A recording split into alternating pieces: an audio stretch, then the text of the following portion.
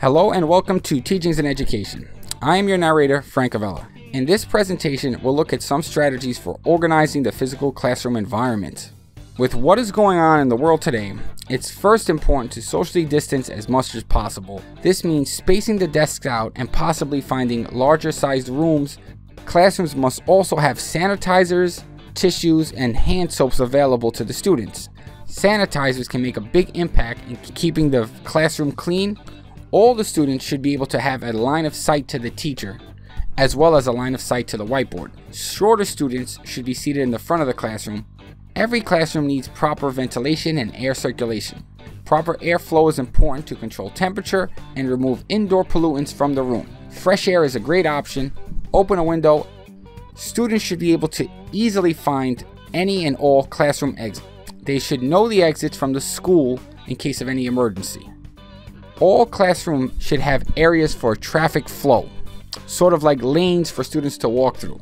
If there are not clear walkways, you'll see students begin to step over their desks. Classroom coloration schemes have an effect on student mood. Colors can affect feeling, memory, and attention.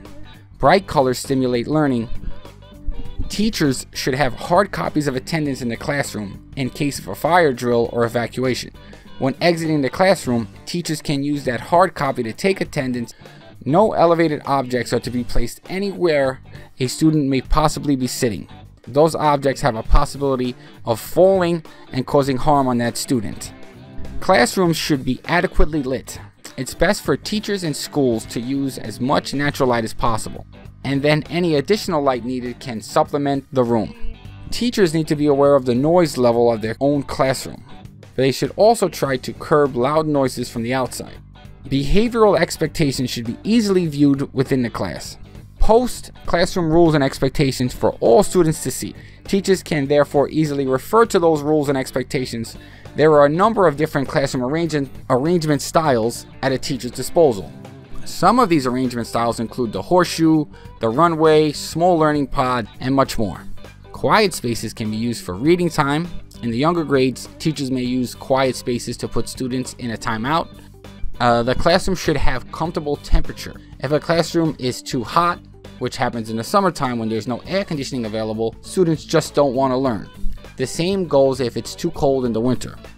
It's best for teachers to have student materials easily accessible in the classroom. For example, students may need paper or pens or calculators. Classroom decoration should reflect the cultural backgrounds of the students as well as the backgrounds of the teacher. And lastly, preferential seating may be required. Some students that have trouble seeing the board should sit closer. For example, friends sitting next to each other will continue to talk until separated. Right now, I just want to say thank you for your time. If you have any suggestions on some strategies, please add them to the comment section below. Don't forget to subscribe to this channel, hit that thumbs up button, and check the description for resources as well.